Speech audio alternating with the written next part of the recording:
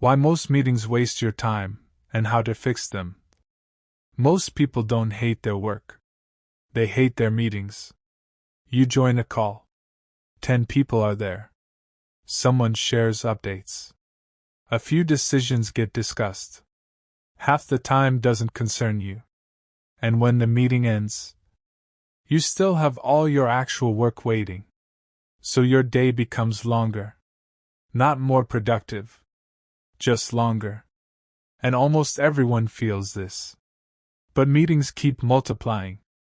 Week after week. Calendar blocks fill up. Focus time disappears. And real work gets pushed into evenings. The common belief is, meetings exist to improve communication, to keep everyone aligned, to move work forward together. But many meetings do the opposite. They interrupt progress instead of enabling it. Because meetings often replace clarity instead of creating it. When things are unclear, people schedule a meeting. When decisions feel difficult, people schedule a meeting. When responsibility isn't clear, people schedule a meeting. Meetings become the default solution, even when they aren't needed. And there's a hidden cost. Every meeting doesn't just take 1 hour. It destroys focus before and after. You prepare mentally beforehand. And afterwards, your brain needs time to return to work. So one meeting can easily cost 2 hours of productivity. Sometimes more. This is why days filled with meetings feel exhausting. Not because meetings are hard, but because they constantly reset attention. And work never gets uninterrupted space. There's also a social reason meetings keep growing. And most people feel it, but rarely say it out loud. Meetings feel safer than making decisions alone. If 10 people join a call, responsibility feels shared. If something goes wrong later, no single person feels fully accountable. So meetings become a way to spread risk, instead of moving work forward. But this safety has a hidden price. Decisions become slower. Ownership becomes unclear. And real progress waits until everyone agrees, which often takes longer than the work itself.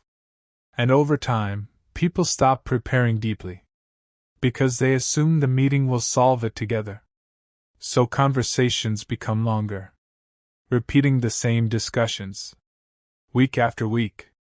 When teams slowly move decisions back into smaller groups or written proposals, something interesting happens. Meetings become shorter. Decisions become clearer. And people regain time to actually do the work discussed. Meetings start supporting work again, instead of replacing it. Another pattern appears in many workplaces. Meetings often continue simply because they've always existed. A weekly check-in gets scheduled once, and then stays in the calendar for months or years. Even when the original reason disappeared. People join out of routine, not necessity.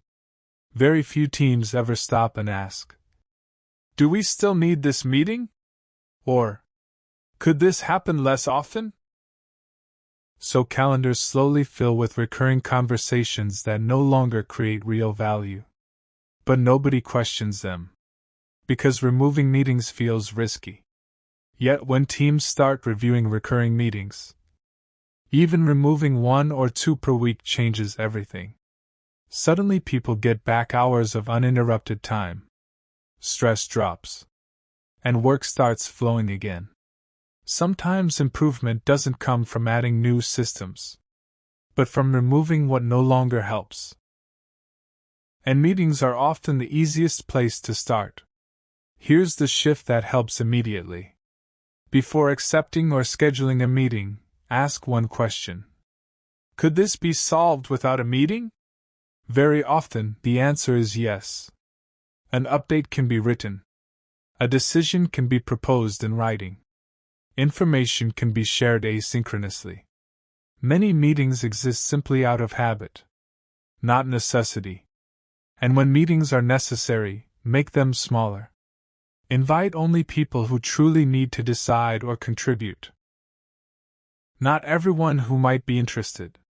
Shorter meetings with fewer people create faster decisions and free everyone else to continue working. A practical habit that changes calendars over time. Whenever you schedule a meeting, define the outcome in advance. What decision needs to be made? What problem needs solving? If there's no clear outcome, the meeting probably isn't needed. And when meetings have clear goals, they become shorter naturally. AI can quietly help here too. By summarizing discussions, drafting updates, capturing decisions, so fewer people need to attend, and information still reaches everyone. Meetings become focused moments, not default communication. The goal isn't to eliminate meetings. It's to protect attention. Because attention is where real work happens. And when attention disappears, progress slows everywhere. But once meetings become fewer and calmer, another challenge appears.